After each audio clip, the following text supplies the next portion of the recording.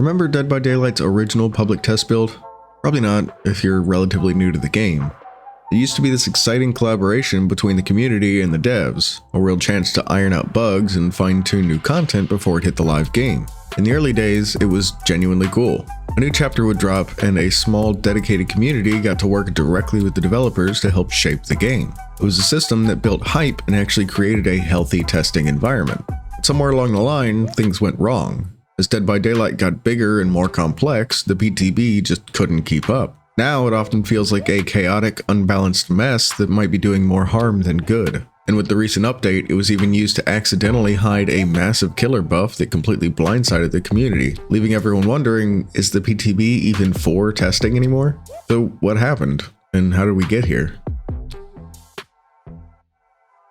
Let's go back to 2016. Dead by Daylight was a much smaller, simpler game. The PTB back then was basically a beta for the entire game, and it was a critical tool for a small dev team trying to gather feedback. When a new chapter came out, the PTB was the proving ground. It created this really close relationship between developers and players. You could give real feedback on a killer's design or a perk's balance and actually see your suggestions make it into the final release.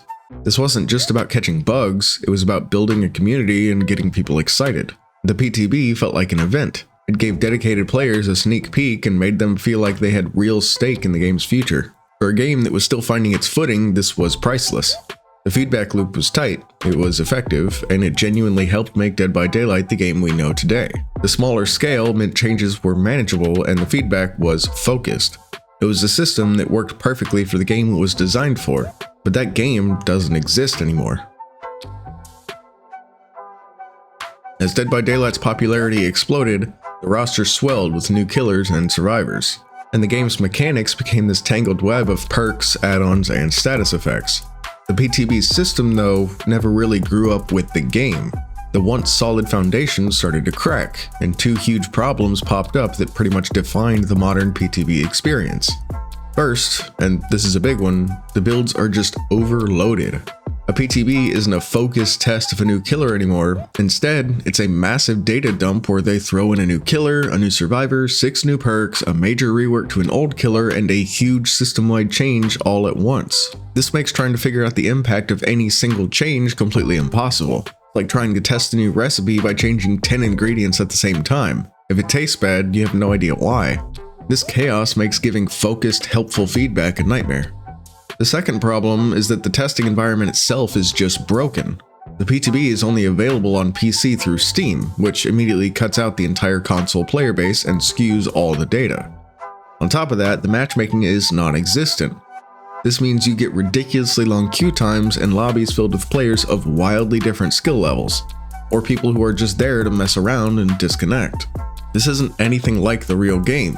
The data they get from these matches is, to put it nicely, low quality. Add in the fact that the PTBs are often full of game-breaking bugs, which you expect in a test, sure, but it still makes it hard to judge new features, and you've got a recipe for disaster. All of these issues boiled over into the now infamous 9.2.0 PTB. This build was the perfect storm of every problem we've just talked about. Behavior didn't just add a new killer, the Krasu, they also threw in some of the most drastic and controversial system changes in the game's history, aimed at fixing tunneling and slugging. The community's reaction was immediate and loud.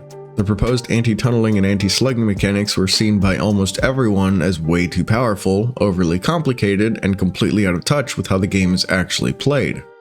The forums exploded, Reddit was on fire, and YouTube was flooded with videos explaining why these changes absolutely could not go live. For an entire week, it was all anyone was talking about. This has led some to believe the developers are intentionally putting over-the-top changes in the PTB so they can quote-unquote compromise later. By proposing something completely outrageous, the slightly less bad changes they actually implement receive far less backlash, even if they are still not good for the game.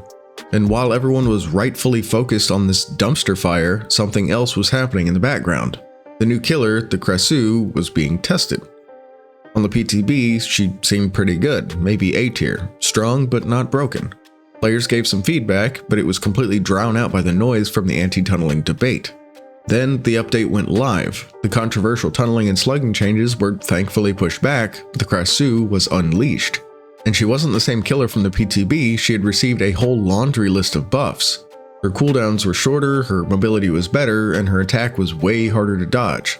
The killer that was already considered strong in the PTB was now, according to many players, completely overtuned and one of the best killers in the game. It felt like a secret buff hidden in plain sight because the PTB was too chaotic for anyone to properly scrutinize her. The system that was supposed to test and balance content had failed so badly that it let an already strong killer get pushed into S tier without any real community input. And to be clear, this isn't a critique of the Krasue herself, but of the process. This incident is a textbook example of the PTB's systemic failures.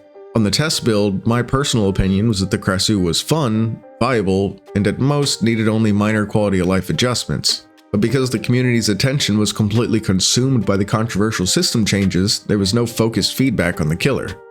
This lack of scrutiny allowed a wave of unnecessary buffs to go through, transforming a balanced killer into an overpowered one. This whole incident with the Krasue is a perfect example of just how broken the process has become. If you're finding this breakdown interesting and want more deep dives into Dead by Daylight's design, think about subscribing to the channel. It really helps me make more content like this. I never thought I'd have 100 subscribers, let alone the staggering 1.6k that you all have gifted me. My motivation to keep going has just been skyrocketing every day, so thank you all so much for making that happen. The 9.2.0 incident is really just a symptom of a much larger problem. When the PTB doesn't work as a testing tool, it has consequences that ripple through the entire game and its community. First, we have to wonder about the resources. Running a separate build, servers, and dedicated developer time to the PTB costs a lot. When the feedback it produces is such low quality, you have to ask, could that time and money be better spent just polishing the live game or doing better internal testing? This leads to the cynical but increasingly common view that the PTB has actually become a glorified marketing campaign. Its main purpose no longer seems to be gathering valuable feedback, but to act as a playable trailer for the new chapter. It gets the content into the hands of streamers and YouTubers, generating buzz and free advertising before its official launch. The testing is just a byproduct, the real goal is visibility. This shifts the focus from community collaboration to community exploitation, where players' time is used to market a product, not refine it. Finally, and maybe most importantly, this erodes the community's trust. There's a feeling among so many players that their feedback is either ignored, or worse, leads to the opposite of what they were asking for. When players spend hours testing a broken build and writing detailed feedback, only to see it completely disregarded, it just makes them frustrated and apathetic. We've seen moments where the PTB worked as intended, like the Twins rework, where the community feedback stopped a disastrous change from going live. So we know the system can work, but these moments feel more and more like the exception, not the rule.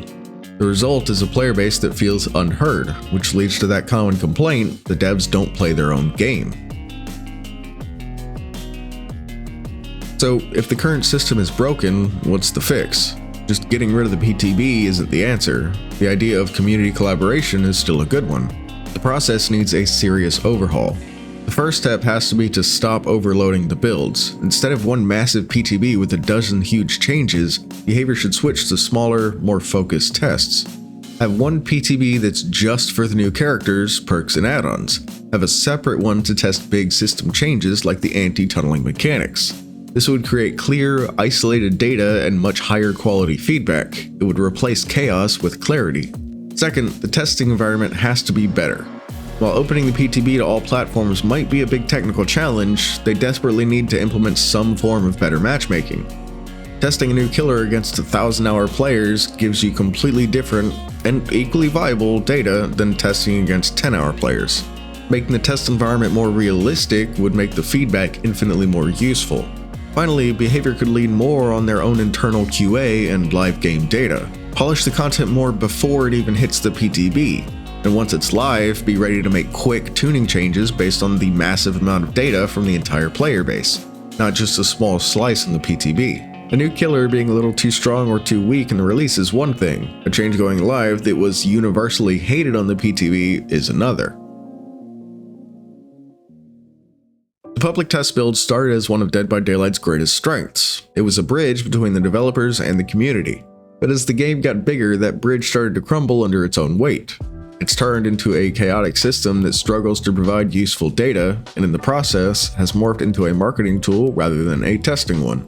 Like we said, it all came to a head with the 9.2.0 PTB, where a tidal wave of controversy provided the perfect cover for a massive, unvetted killer buff. The system, as it is right now, just isn't working. It's failing the developers by giving them bad data, and it's failing the community by wasting their time and breaking their trust. But what do you all think? Am I way off here, or have you felt the same way about the PTBs lately? Is there a better solution that I haven't thought of? Let me know what you think in the comments below. And if you enjoyed the video, a like is always appreciated. Thank you for watching, and I'll see you in the fog. The PTB back then was basically a beta. The PTB back then was basically a beta. God, I can't say beta. Beta. A new killer being a little too strong or too weak a new killer being a little too strong or too weird. Oh my god. Come on, dude. As the game got bigger, that bridge started to crumble.